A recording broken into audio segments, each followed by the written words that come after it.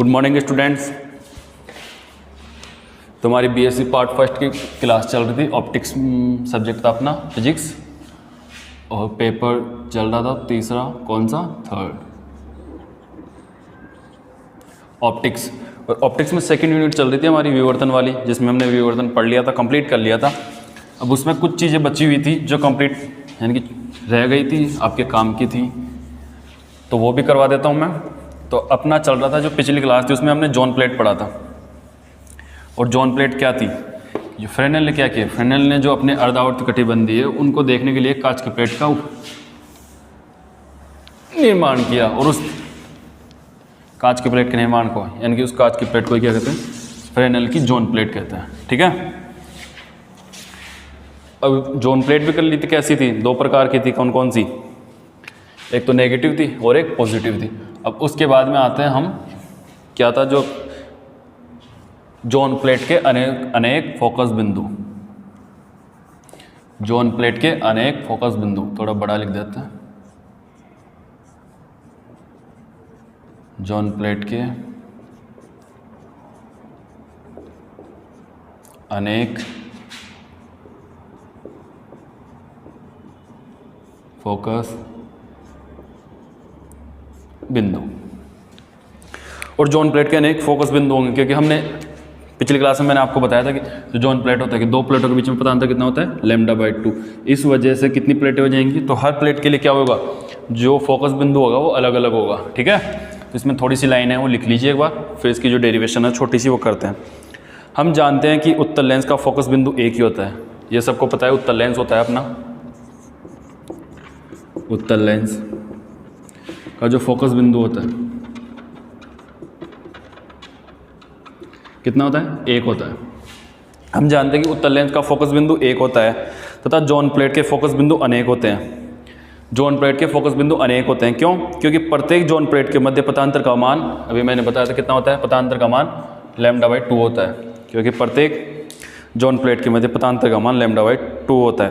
तो PV John plate के लिए पथांतर, ये मिटा देता हूँ, लिखिए पीवी, लिखता हूँ मैं, यहाँ से देखिए, पीवी जॉन प्लेट के लिए पथांतर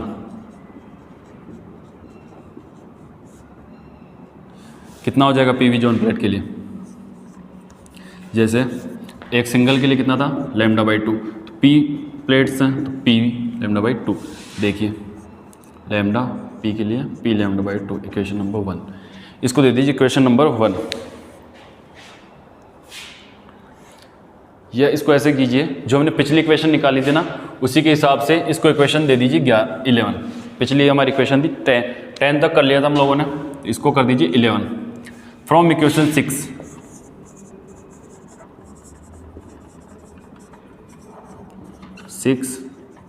एंड इक्वेशन 11। तो इक्वेशन 6 क्या थी हमारी, देखिए एक बार, जो 6 वाली इक्वेशन थी वो क्या है, देखिए डेल बराबर था हमारे पास r² to 1/a plus 1/b, ये थी इक्वेशन 6 हमारे पास। देखिए एक बार फिर से देख लीजिए, ये थी। अब क्या करेंगे, हमने क्या लिखा है यहाँ पे, इक्वेशन 6 एंड इक्वेशन 11 से, तो ये तो हमारी हो गई इक्वेशन नंबर 6। ये सिर्फ समझने के लिए है, उतारना नहीं है, कोई दिक्कत नहीं, मैं वैसे मिटा दूंगा इनको। तो ये तो हो गई इक्वेशन 6। अब हमें क्या करना था, इक्वेशन 11 भी लेनी थी। तो इक्वेशन 11 से क्या ले सकते हैं हम, डेल का मान, और डेल का मान क्या रख सकते हैं यहाँ पे। तो क्या करेंगे हम दोनों इक्वेशन को यूज करके, और यहाँ पे अब क्या कर देंगे, डेल का मान रख देंगे। ठीक है, पी λ/2। तो ये मिल गया हमें, एक इक्वेशन मिल गई। अब इसको सोल्व करेंगे तो क्या मिलेगा हमें, देखिए एक बार, ये हो गया। अब इसको आगे सोल्व करो, क्या होगा, P λ r² 1/a plus 1/b, ये एक इक्वेशन आ गई। अब इसको क्या करेंगे हम,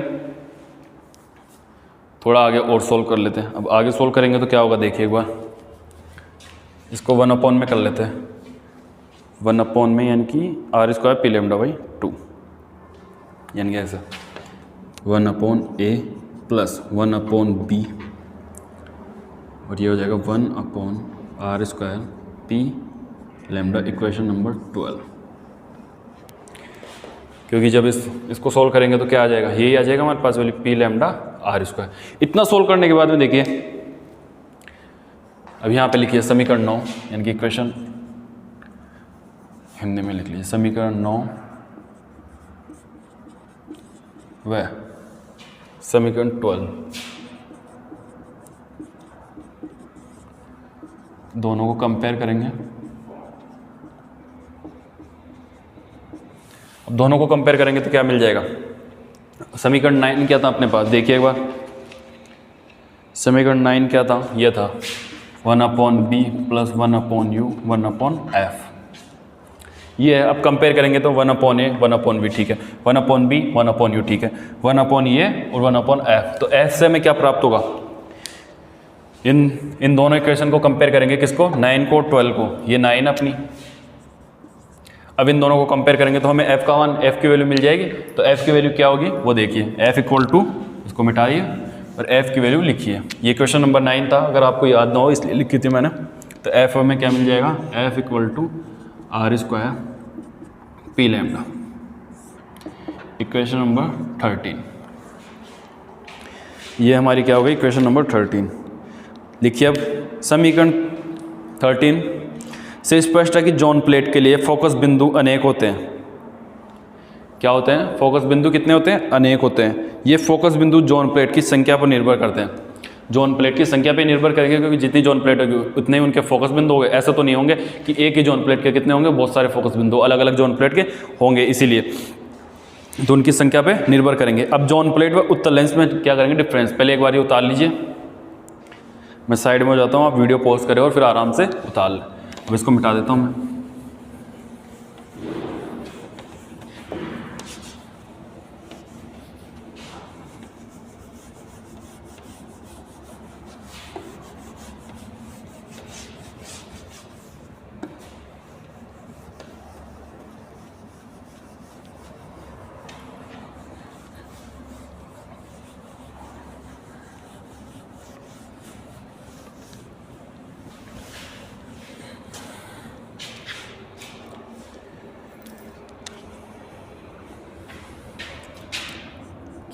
क्या है अपनी नेक्स्ट हेडिंग, जॉन प्लेट व उत्तर लेंस में इन दोनों में डिफरेंस बताना है, ठीक है। फर्स्ट बात करते हैं हम समानता की। समानता क्या क्या है इनमें, समानता क्या है, जैसे एफ क्या मिला था हमें, आर स्क्वायर पी लैम्डा, और उसकी भी यही होती है। तो इन दोनों में समानता क्या होगी इस फॉर्मूले से, कि दोनों की फोकस दूरी किस पे, तरंग दैर्ध्य पे क्या करती है, डिपेंड करती है। तो एक फर्स्ट वाली तो ये लिखिए, एरो डाल के लिखिए, इसमें फर्स्ट एरो डाल के लिखिए, जॉन प्लेट व उत्तर लेंस दोनों की फोकस दूरी तरंग दैर्ध्य लैम्डा पर निर्भर करती है। जॉन प्लेट व उत्तर लेंस दोनों की फोकस दूरी तरंग दैर्ध्य लैम्डा पर निर्भर करती है, ये हो गई। अब सेकंड लिखिए, उत्तर लेंस कैसा काम करता है, अभिसारी का। तो जॉन प्लेट भी कैसा काम करती है, अभिसारी का। लिखिए, दोनों ही अभिसारी का कार्य करते हैं। एक नेक्स्ट एरो डाल के लिखिए, दोनों ही अभिसारी का कार्य करते हैं। और जो इनके प्रतिबिंब बनते हैं इनसे, वो कैसे होते हैं, वास्तविक होते हैं, रियल होते हैं, वास्तविक इमेजेस बनती हैं। जो प्रतिबिंब बनते हैं इनके कैसे बनते हैं, वास्तविक बनते हैं, ठीक है। लिखिए, रियल इमेजेस बनती हैं। लिखिए, प्रेक्षण बिंदु P पर दोनों का प्रतिबिंब वास्तविक बनता है। प्रेक्षण बिंदु P पर दोनों का प्रतिबिंब वास्तविक बनता है, यानी कि जॉन प्लेट और उत्तर लेंस दोनों से जो प्रेक्षण बिंदु P होता है, उन पे जो क्या बोलते हैं प्रतिबिंब बनते हैं, वो कैसे होते हैं, वास्तविक होते हैं, ठीक है। अब नेक्स्ट डाल के लिखिए, दोनों ही श्वेत प्रकाश का प्रकीर्णन कर देते हैं। दोनों ही श्वेत प्रकाश का प्रकीर्णन कर देते हैं। नेक्स्ट एरो डाल के फिर लिखिए, दोनों के लिए फोकस दूरी का सूत्र लगभग एक जैसा होता है।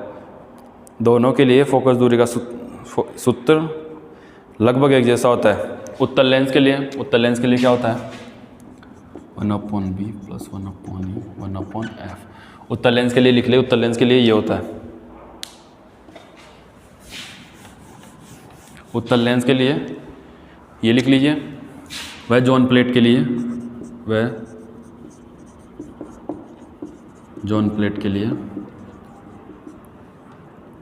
1/a plus 1/b equal to, sorry हम वो वैसे कर लेते हैं इसके फॉर्मूले के रूप में, कैसे r² p होता है। जॉन प्लेट के लिए ये, उत्तल लेंस के लिए ये, वह जॉन प्लेट के लिए ये होता है। अब बात करते हैं सेकंड असमानताओं की।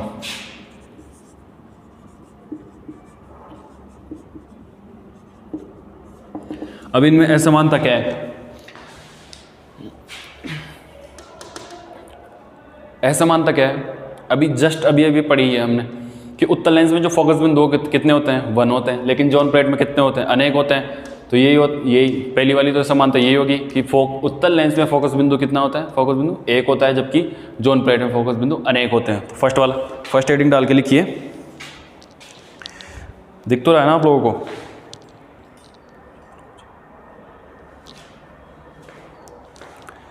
लिखिए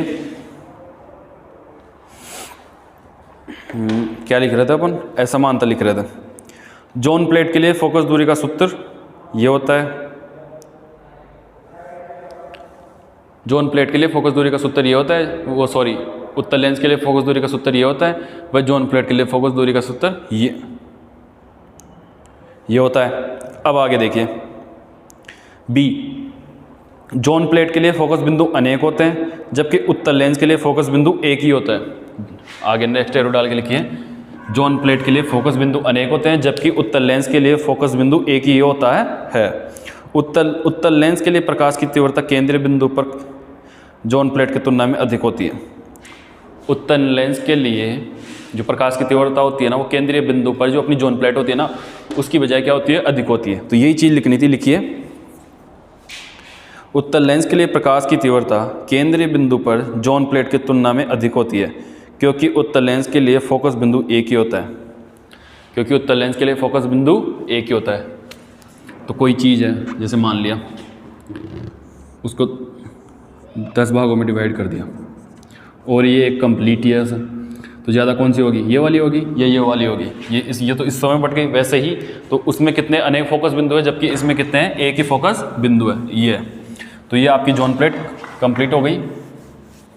इसके बाद में आपका एक टॉपिक और बचा हुआ है, वो अक्सर एग्जाम में पूछता है, तो उसमें कुछ ही नहीं करना, बस थोड़ी सी डेफिनेशन है, वो भी कर लेते हैं एक बार। क्या है देखें,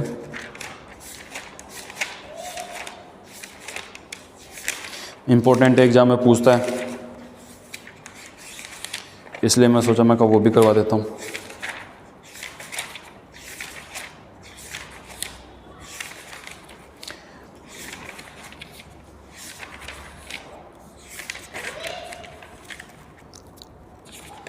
और फिर इस जॉन प्लेट के क्वेश्चन भी आते हैं, न्यूमेरिकल भी आते हैं, तो न्यूमेरिकल भी करने हैं आप लोगों को।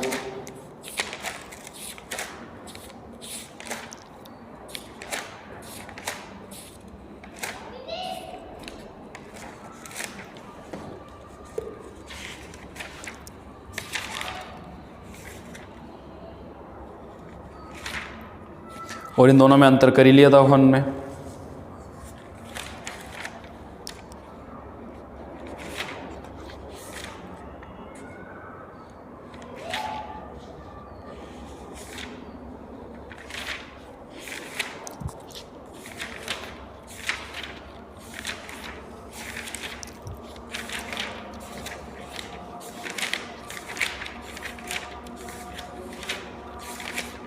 क्वेश्चन था वो मिल नहीं रहा।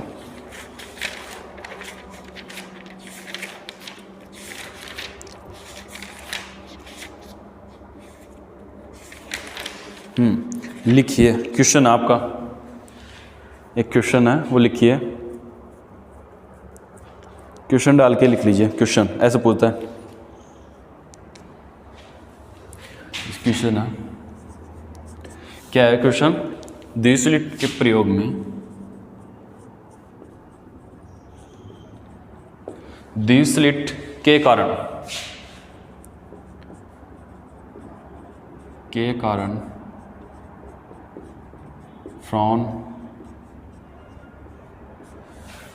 फ्रॉनहोफर विवर्तन में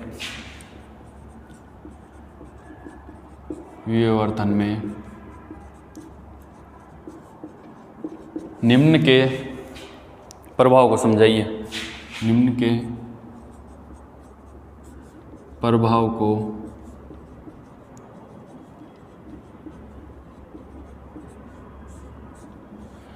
समझाइए, या फिर निम्न के प्रभाव को समझाइए। ठीक है, अब निम्न कौन कौन से हैं? फर्स्ट, रेखा छिद्र की चौड़ाई ई, रेखा छिद्र की चौड़ाई ई, अपारदर्शी माध्यम की चौड़ाई बी।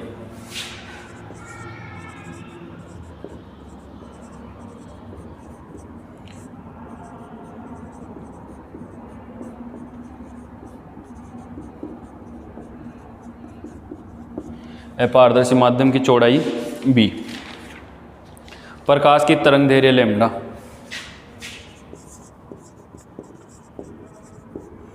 प्रकाश की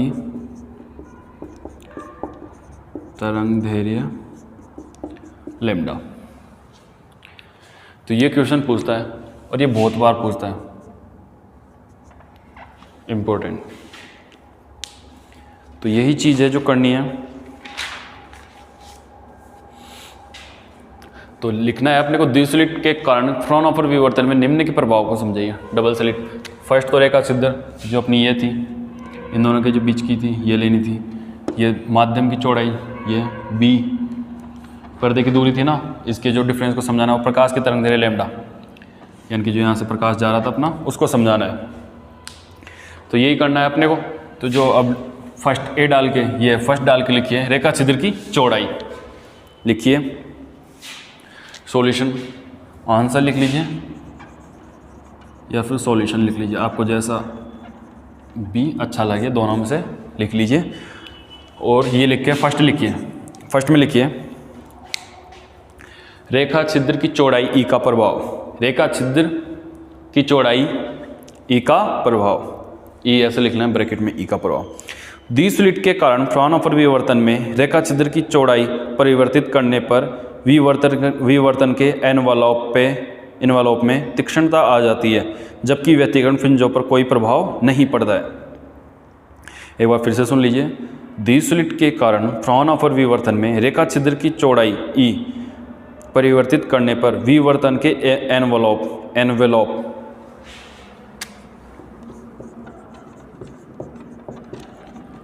में तीक्ष्णता आ जाती है, जबकि व्यतिकरण फ्रिंजों पर कोई प्रभाव नहीं पड़ता है। एनवलप क्या होता है? वही होता है ये ऐसे जो कोई वेव है, ये तो अपर एनवलप, ये लोअर एनवलप, यानी कि जो अपने को वेव आती है ना अपनी, ये ऐसे चलती है। तो जो निम्नलिखित यानी कि जो मैक्सिमम और मिनिमा होता है, उन्हीं को क्या बोलते हैं? एनवलप बोलते हैं। ठीक है, तो इनमें वेरिएशन आ जाती है, यानी कि तीक्ष्णता आ जाती है। बी लिखिए अवरोधक, ये अपारदर्शी माध्यम की चौड़ाई का प्रभाव। द्विस्लिट के कारण फ्रॉनहोफर व्यतिकरण फ्रिंजे अंतराल चेंज होता है, जबकि विवर्तन का एनवलप अपरिवर्तित रहता है। लिखिए, एक बार फिर से बोल देता हूँ। द्विस्लिट के कारण फ्रॉनहोफर व्यतिकरण फ्रिंज अंतराल चेंज होता है, जबकि विवर्तन का एनवलप अपरिवर्तित रहता है। ये हो गया। अब बात करते हैं प्रकाश की तरंग दैर्घ्य। प्रकाश की तरंग दैर्घ्य लिखिए, प्रकाश की तरंग दैर्घ्य, तीसरा पॉइंट डाल के, प्रकाश की तरंग दैर्घ्य लैम्ब्डा का प्रभाव। द्विस्लिट फ्रॉनहोफर विवर्तन में आपतित प्रकाश की तरंग दैर्घ्य चेंज करने पर विवर्तन व व्यतिकरण दोनों घटनाओं पर प्रभाव पड़ता है, अर्थात प्रकाश की तरंग दैर्घ्य चेंज करने पर विवर्तन का एनवलप भी चेंज होता है और व्यतिकरण फ्रिंज अंतराल भी परिवर्तित होता है। ये तो सीधी सी बात है, जो अपने पास प्रकाश आ रहा है, अगर उसके साथ छेड़खानी होगी यहाँ से स्टार्टिंग से, तो जो पूरी प्रोसेस है अपने पास, पूरी प्रोसेस जो पिछली क्लासों में हमने की है वो पूरी चेंज हो जाएगी। विवर्तन भी चेंज हो जाएगा और जो यहाँ पे व्यतिकरण फ्रिंज है वो भी चेंज हो जाएगी। जैसे प्रकाश तेज आ रहा था तो हमें व्यतिकरण कुछ दीप्ति मिल रही थी, कुछ अदीप्ति मिल रही थी। मान ले प्रकाश बहुत ही लो क्वालिटी का आ रहा है तो दीप्ति भी कम मिलेगी और अदीप्ति भी कम मिलेगी, और विवर्तन वो भी चेंज हो जाएगा क्योंकि कम उनका होगा। सीधी सी बात है। तो ये समझ चुके होंगे कि आप प्रकाश की तरंग दे रहे हैं। तो एक बार फिर से बोल देता हूँ, आप आराम से लिखें, ठीक है। प्रकाश की तरंग दे रही लैम्डा का प्रभाव द्विस्लिट फ्रॉनहोफर विवर्तन में, द्विस्लिट फ्रॉनहोफर विवर्तन में प्रकाश विवर्तन में आपतित प्रकाश की तरंग दैर्घ्य चेंज करने पर, आपतित प्रकाश की तरंग दैर्घ्य चेंज करने पर विवर्तन व व्यतिकरण फ्रिंज, विवर्तन व व्यतिकरण दोनों घटनाओं पर प्रभाव पड़ता है। विवर्तन व दोनों घटनाओं पर क्या पड़ता है? प्रभाव पड़ता है। लिखिए आगे, प्रभाव पड़ता है अर्थात प्रकाश की तरंग दैर्घ्य चेंज करने पर विवर्तन का एनवलप भी चेंज होता है, एनवलप भी चेंज होता है और व्यतिकरण फ्रिंज अंतराल भी परिवर्तित होता है, और जो व्यतिकरण फ्रिंज अंतराल होता है वो भी परिवर्तित होता है। तो ये आपकी सेकंड यूनिट कंप्लीट हो गई। अब इसके बाद में हम बात करेंगे कल, इसके थोड़े क्वेश्चन करेंगे अभी। तो अब जो नेक्स्ट वीडियो में हम बात करेंगे वेव मोशन, जो हमारी ये यूनिट है अभी जो अपनी ये चल रही थी पोलराइजेशन, इसको थोड़ा बाद में करेंगे क्योंकि ये छोटी सी यूनिट है, ये तो कभी भी ख़त्म हो जाएगी। पहले बात करते हैं वेव मोशन की, ये थोड़ी ईजी भी पड़ेगी वेव मोशन। तो हम ये वाली यूनिट पढ़ेंगे जिसमें ये एक तो ये है वेव मोशन, इसके बारे में बात करेंगे, और फिर दूसरी ये है इलेक्ट्रोमैग्नेटिक वेव।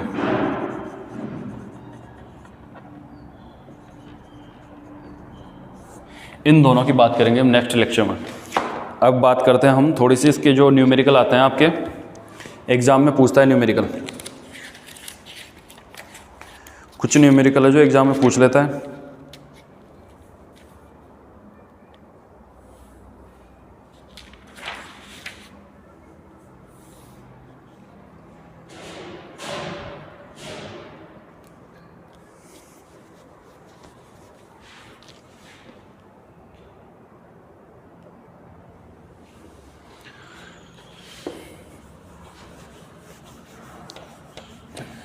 अब फोकस बिंदु निकालेंगे हम जोन प्लेट के लिए। क्या निकालेंगे? फोकस बिंदु। और वो कैसे निकालेंगे वो देखिए।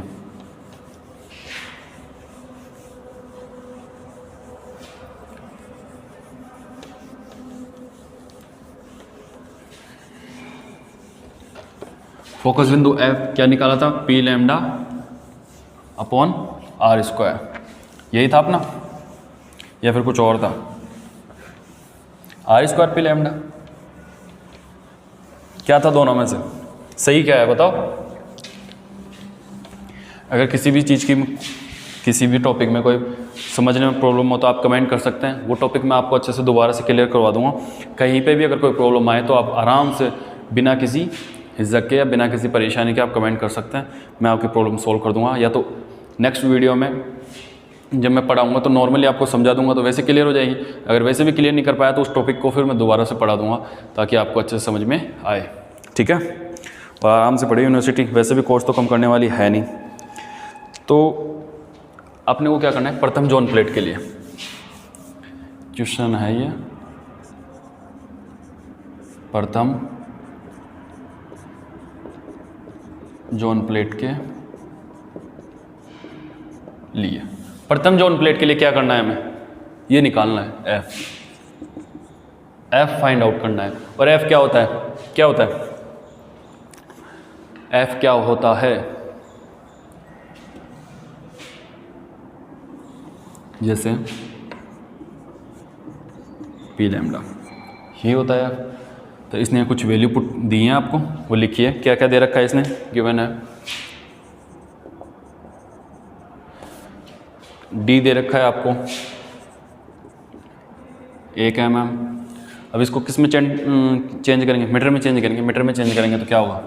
1 इंटू डिवाइड कर देंगे 10⁻³ से, तो ऊपर जाएगा तो माइनस में चला जाएगा। अब आर कैसे निकालेंगे?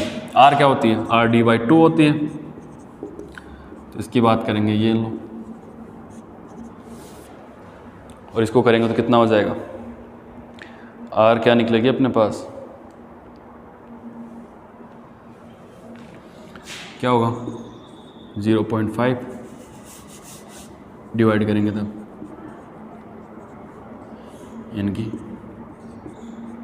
इसको इधर ले जाएंगे। समझ गए? ये दे रखी है आपको। और क्या क्या दे रखा है देखिए एक बार बुक में। लैम्डा दे रखी है आपको, लैम्डा तरंग दे रही है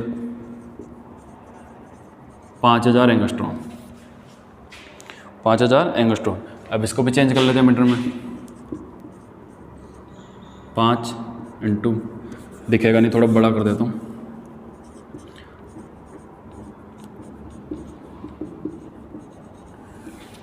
10 इंटू 10 की पावर -10 मीटर। अब n ले लेते हैं या फिर p ले लेते हैं, n या p इक्वल टू 1। जैसे हम माने NV प्लेट, तो F इक्वल टू क्या हो जाएगा हमारे पास, n लैम्डा, ऊपर होता है वो r² n लैम्डा। और अगर PV प्लेट माने, PV प्लेट, तो F इक्वल टू क्या हो जाएगा r² p लैम्डा। तो ये हमारा होता है फॉर्मूला। और फॉर्मूले में यहाँ देखिए प्रथम जोन प्लेट के लिए, पहली जोन प्लेट के लिए ये वैल्यू कितनी हो जाएगी 1। अगर अभी 2 की बात कर रहे थे, n और p दोनों की वैल्यू हो जाती 2। अगर अभी 3 की बात कर रहे थे, n और p की वैल्यू हो जाती 3। क्लियर? अब देखिए अगर अभी 4 की बात कर रहे हो तो n इक्वल टू 4 हो जाता है, p इक्वल टू p। तो ये हम p क्या रिप्रेजेंट कर रहा है यहाँ पे, नंबर ऑफ जोन प्लेट्स, कि यहाँ पे कितनी जोन प्लेट है हमारे पास। p भी वही चीज़ रिप्रेजेंट कर रहा है और n भी वही चीज़ रिप्रेजेंट कर रहा है। तो आप टेंशन, यानी कि आप कंफ्यूज ना हो कि मैंने अभी नोट्स में pv प्लेट लिखाई है या फिर nv प्लेट लिखाई है और क्वेश्चन में आपको nv pv जो भी प्लेट दें वो, तो ये कुछ ही नहीं, सिर्फ ये p ये बताएंगे, ये जो भी नंबर्स आएंगे ये सिर्फ इतना बताएंगे कि अपने पास जो प्लेट्स हैं वो कितनी है। और यहाँ पे हमने लिखाई है प्रथम जोन प्लेट के लिए, तो पहली जोन प्लेट के लिए। अब फाइंड आउट करना है हमें f क्या होता है देखिए, f होता है r² n लैम्डा ले लेते हैं यहाँ पे, और चूँकि n इक्वल टू 1 तो we know date r² lambda. तो यहाँ से फोकस बिंदु फाइंड आउट कर लेंगे हम।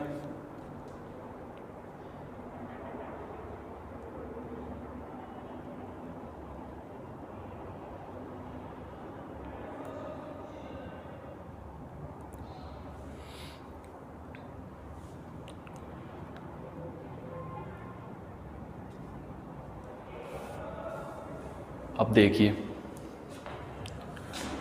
प्रश्नानुसार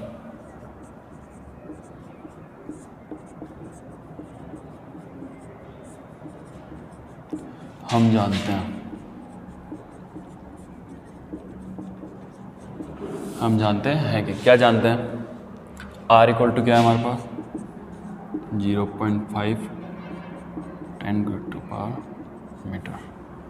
लैम्डा इक्वल टू क्या है हमारे पास, ये नहीं 5000 मीटर। ठीक है, ये पॉइंट हटा दो, ये 5 ही है। अब इसको भी 5 करें, फॉर्म में लिखेंगे तो क्या हो जाएगा मीटर। क्यों इसको ऐसे करेंगे एक बार, अगर नहीं है समझ में तो देख लेना। 5000 10⁻10 इंटू 10⁻³ मीटर, 5000। इसको नीचे ले लो, ठीक है, इसको ओपन कर लो। ओपन करेंगे तो कितने हो जाएंगे, 3 से 3 कैंसिल आउट हो जाएंगे। ठीक है, तो ये समझ में आया मैंने कैसे लिखा, ये मैंने डायरेक्ट कर दिया। अगर किसी को समझ में नहीं आया कि डायरेक्ट कैसे किया, तो ये वाली प्रोसेस आप रफ कार्य के लिए यूज़ कर सकते हैं, ये रफ वर्क के लिए यूज़ कर सकते हैं। मैं थोड़ा साइड हो जाता हूँ, उतार ले एक बार, तो मैं मिटा रहा हूँ ये। तो ये आप रफ वर्क के लिए यूज़ कर सकते हैं आराम से, इसमें कोई दिक्कत वाली बात नहीं है, या फिर इसमें कोई परेशानी वाली बात तो है नहीं, आप आराम से उतार सकते हैं।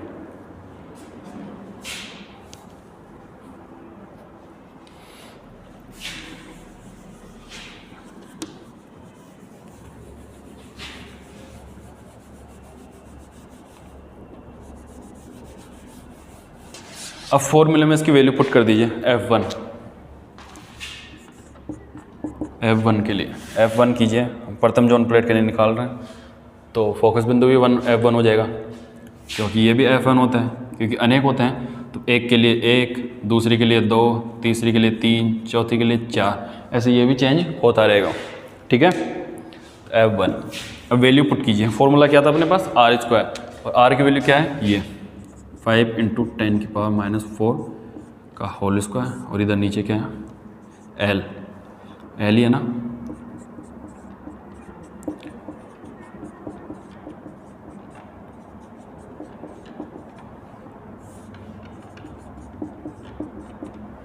ये ऐसे करो, अब इसको सॉल्व करेंगे तो क्या आएगा,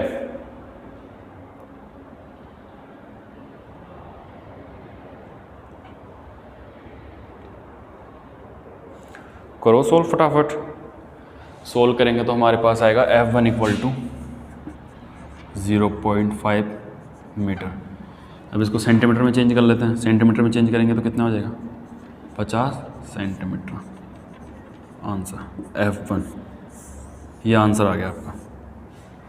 ठीक है, इसमें कुछ ही नहीं करना, एक बार उतार लीजिए आप, मैं थोड़ा साइड हो जाता हूँ फिर मिटा दूंगा, आप देखना एक बार।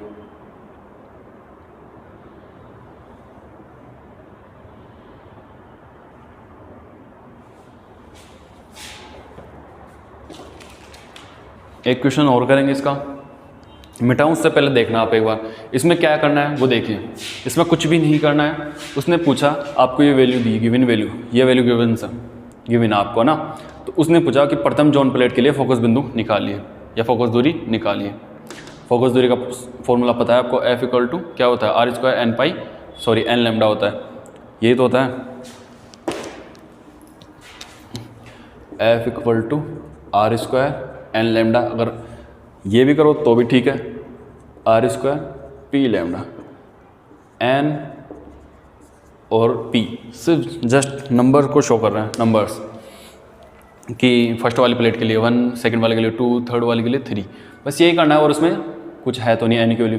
D हमारे पास आपको ध्यान देना होगा कि D क्या है हमारे पास, व्यास, और R क्या है, रेडियस। तो R क्या होगी उसकी डिवाइड, आधी हो जाएगी, आधी करते ही ये कर लेंगे। इसको अब वो mm में दे रखा है मिलीमीटर में, तो इसको मीटर में चेंज करेंगे। मीटर में चेंज करेंगे तो उसमें क्या करेंगे, डिवाइड कर देंगे कितने का 10⁻³ का। अब वो ऊपर जाके क्या हो जाएगी माइनस में, और जब इसको पॉइंट में से डायरेक्ट पॉइंट हटाएंगे तो इसका क्या होगा, 1 घात बढ़ जाएगी इसकी। अब ये एंगस्ट्रॉन में दे रखा था, जो तरंग धैर्य थी उसको भी हमने क्या कर लिया, मीटर में चेंज कर दिया। तो 1 एंगस्ट्रॉन = कितना होता है, एंगस्ट्रॉन = होता है कितने 10⁻10 मीटर 1 एंगस्ट्रॉन। ठीक है, इतना करने के बाद में ये वो थी, हमने फॉर्मूला लिखा, फॉर्मूले में n = हमारे पास 1 था तो उसको सोल्व किया। अब हम जानते हैं प्रश्नानुसार हमारे पास ये वैल्यू दी हुई ना, निकाली हुई है हमने, R ली, लैम्डा लिया, इसको फॉर्मूले लिखा, इसको सोल्व किया, ये किया, इसको मीटर में से हम फिर सेंटीमीटर में चेंज कर लिए। ठीक है, इतना कर लिया।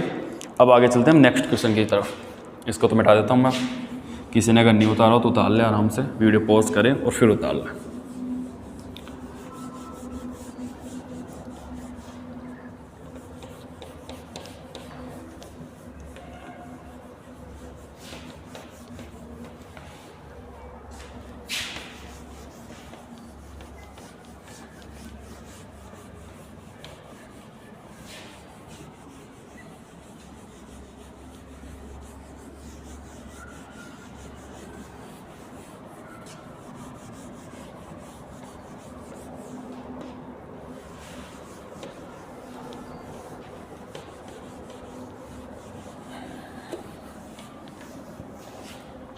अब एक क्वेश्चन लिखिए,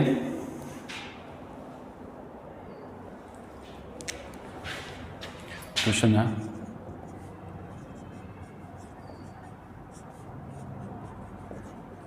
जॉन प्लेट की प्रथम वलय की त्रिज्या, प्रथम वलय की त्रिज्या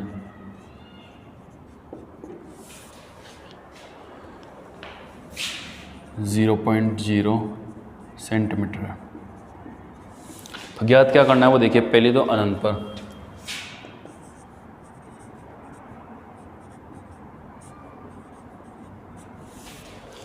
दूसरा करना है सेकंड।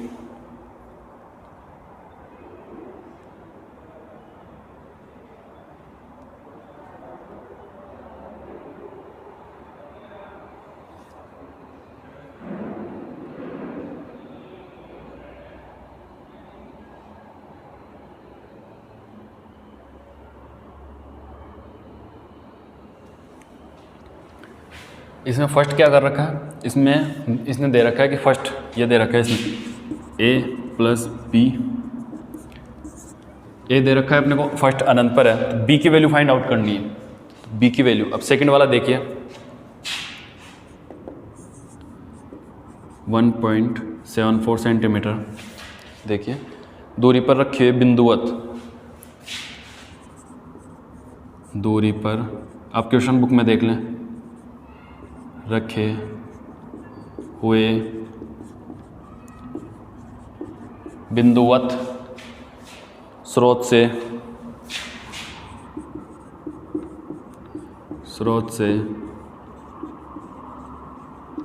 5000 एंगस्ट्रॉम। मैं थोड़ी सी इंक डाल लेता हूँ, आप लिखिए 1.47 सेंटीमीटर दूरी पर रखे हुए बिंदुवत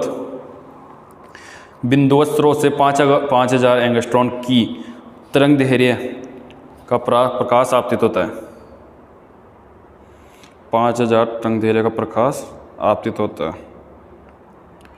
तो बी ज्ञात कीजिए। दोनों ही कंडीशन में क्या करना है, बी ज्ञात करना है।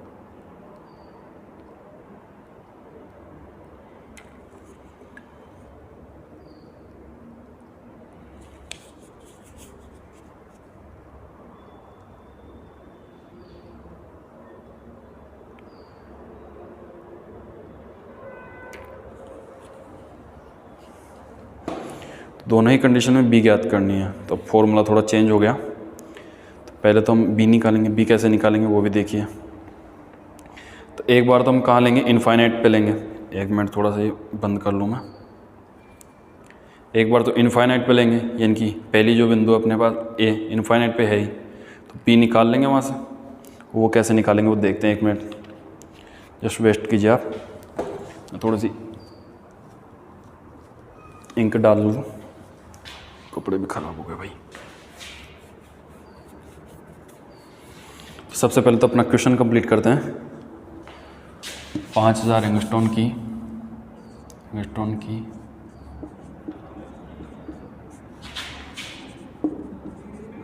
तरंग दैर्घ्य आपतित होती है, तो find out the value of B. B की वैल्यू हमें ज्ञात करनी है। तो सबसे पहले तो सॉल्यूशन लिखें हम। सबसे पहले तो फॉर्मूला देख लेंगे। फॉर्मूला क्या होता है, 1/a plus 1/v equal to 1/f।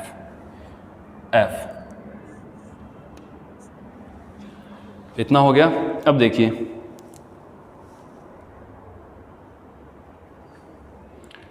ये क्वेश्चन उतारिए, फिर लिखते हैं अपन। मैं क्वेश्चन मिटा दूंगा एक बार जल्दी से, क्योंकि जो अपना सॉल्यूशन है वो इतनी सी जगह में आएगा नहीं, तो मैं क्वेश्चन मिटा दूंगा। पहले एक बार देखिए, उतार लिया क्वेश्चन, अब मैं मिटा देता हूँ। और अगर किसी ने नहीं उतारा हो तो वीडियो पॉज करे, आराम से उतार ले जो जो चीज़ें मैंने लिखी है।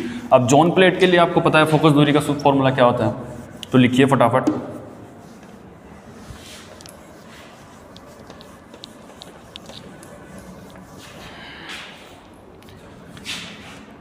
चूँकि जॉन प्लेट के लिए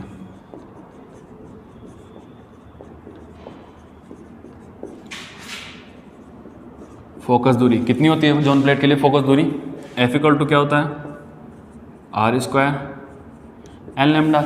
और उसने पहले क्या लिखा है, उसने प्रथम वलय की, यानी कि प्रथम जॉन प्लेट की, तो ये F1 हो जाएगा और ये N1, ये भी R1 हो जाएगा। तो N1 इक्वल टू कितना हो जाएगा, 1। तो F1 इक्वल टू क्या हो जाएगा, r1² लैम्डा। तो अब आगे देखिए, ये हो गया प्रश्नानुसार जॉन प्रथम वलय की त्रिज्या। प्रथम वलय की त्रिज्या प्रश्नानुसार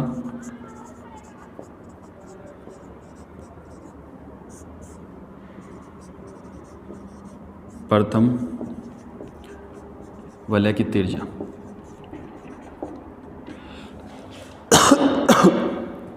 कितनी थी? R1 इक्वल टू कितनी थी? 0.27, यानी कि वो थी 0.07 सेंटीमीटर। अब इसको कर ले 7⁻⁻2 सेंटीमीटर, या फिर इसको मीटर में कर ले तो 7 × 10⁻⁻4 मीटर। ठीक है। प्रश्न अनुसार तरंग दैर्घ्य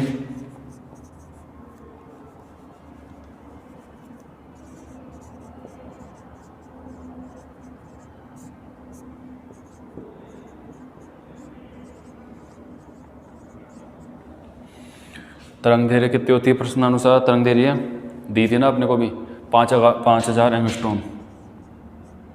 5000 एंगस्ट्रॉम, एंगस्ट्रॉम इसको भी कर लो।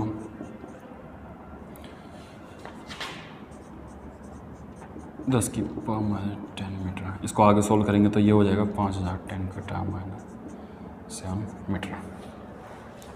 ठीक है, इतना हो गया। अब देखिए F निकालते हैं। F1 इक्वल टू R1 कितना है अपने पास? ये रहा R1, 7 × 10⁻⁻4 का स्क्वायर। और लैम्डा कितना है अपने पास? 5 × 10⁻⁷। इसको सोल्व करो, कितना आएगा? इसको सोल्व करो फटाफट, कितना आएगा? इसको सोल्व करेंगे तो हमारे पास देखिए 7 × 10⁻⁴, 7 × 10⁻⁴, 5 × 10⁻⁷।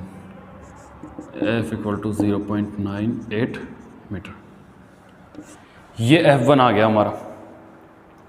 अब लिखिए, यदि जॉन पट्टिका से प्रकाश स्रोत की दूरी a तथा मुख्य प्रतिबिंब की दूरी b है तो, लिखिए एक लाइन लिखिए इसके आगे, यदि जॉन प्लेट से, यानी यदि जॉन पट्टिका से प्रकाश स्रोत की दूरी a तथा मुख्य प्रतिबिंब की दूरी b है तो, एक बार फिर से बोल देता हूँ, यदि जॉन प्लेट से प्रकाश स्रोत की दूरी a तथा मुख्य प्रतिबिंब की दूरी b है तो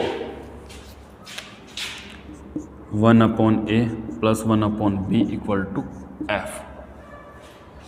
ये हो गया। अब फर्स्ट कंडीशन लगा दीजिए, प्रकाश स्रोत कहाँ पे स्थित है? इनफाइनाइट पे, यानी कि तो b की वैल्यू क्या करनी है? हमें फाइंड करनी है। तो 1/a इनफाइनाइट, ये कितना हो गया? 0 हो गया, + 1/b = 1/f। तो b इक्वल टू F, तो b इक्वल टू कितना हो जाएगा? 0.9 मीटर। 0.9 मीटर। ये ठीक है, हो गया। अब देखिए सेकंड जो कंडीशन है वो भी देखिए। सेकंड कंडीशन क्या थी? एक हमारी जो पढ़िए, a की वैल्यू कितनी दे रखी है इसने? 1.7 सेंटीमीटर। कितनी दे रखी है? सॉरी, ये सेंटीमीटर में नहीं थी, मीटर में थी, तो आप इसको सेंटीमीटर की जगह मीटर में कर लेना, मीटर है ये। ठीक है, b की वैल्यू फाइंड आउट करनी है अपने को, तो रखिए मान, वी नो डैट क्या जानते हैं हम? 1/a + 1/b = 1/f। ठीक है, तो 1/a कितना है? 1.47 + 1/b = 1.098। 1/0.98। मेरी तरफ से थोड़ा मिटा देता हूँ, आप लोग उतार ले एक बार।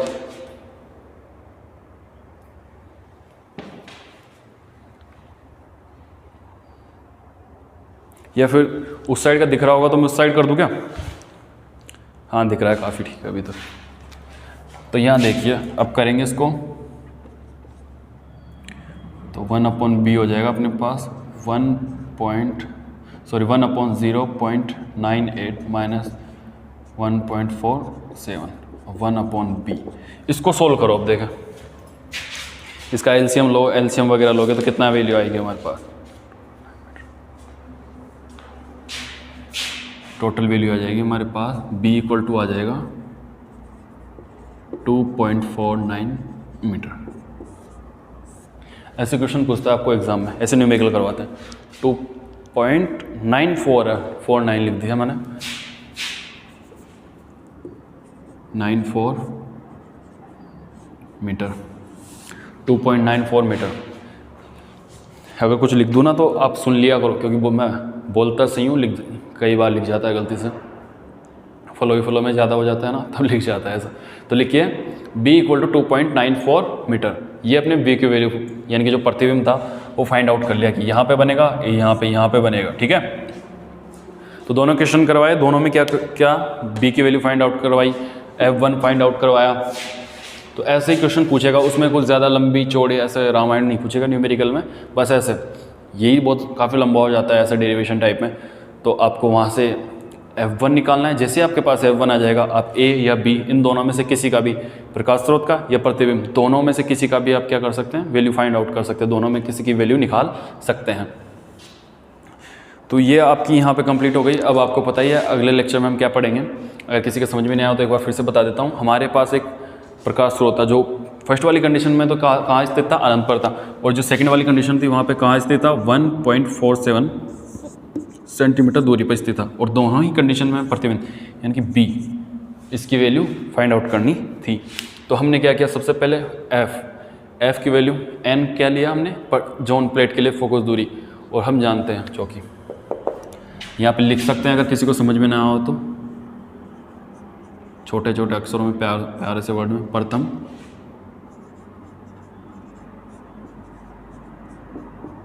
वलय के लिए n = 1 होगा। अगर किसी को समझ में नहीं आया तो आप आराम से यहाँ लिख सकते हैं, इसको थोड़ा नीचे लिख ले, फिर यहाँ पे लिख लें F1 = R1² लैम्डा, ठीक है। तो यहाँ तक क्लियर। फिर यहाँ से हमने R1 को सेंटीमीटर से मीटर में चेंज कर लिया, प्रसन्न तरंग दैर्घ्य को भी हमने मीटर जो तो थी मीटर में कर लिया एंगस्ट्रॉन से। यहाँ पे F1 की वैल्यू फाइंड आउट की, और ये फॉर्मूला होता है, हम जानते हैं कि अगर ये प्रकाश स्रोत और ये b हो तो फिर फोकस दूरी का फॉर्मूला ये होता है। फर्स्ट वाली कंडीशन लगाई, a की वैल्यू गिवन थी तो b निकालना था, ये निकाल लिया, b की वैल्यू आ गई। सेकंड वाली कंडीशन में थी, उससे भी हमने b निकाल लिया और ये मिल गया। तो ही दोनों ही सूरतों में हमने क्या कर लिया, b की वैल्यू फाइंड आउट कर ली। और अब चलेगी आपकी वेव मोशन। तो वेव के बारे में पढ़ेंगे हम आराम से अच्छे से। तो यही करना है। अब क्या करेंगे, कल वेव पढ़ेंगे। तो अगर यहाँ इन दोनों में कोई अगर 2 यूनिट हो गई आपकी, अब तीसरी चलेगी। तो अगर इन दोनों में कहीं भी कोई प्रॉब्लम आई हो तो आप कमेंट कर सकते हैं, आपको अच्छे से समझाऊंगा। अगर नहीं समझ में आया तो फिर दूसरी वीडियो बनाऊंगा, उसमें आपको बहुत ही अच्छे से समझाऊंगा, उसमें तो पक्का समझ में आ ही जाएगा, ठीक है। तो आज के लिए धन्यवाद, थैंक यू। अब आराम से पढ़ो।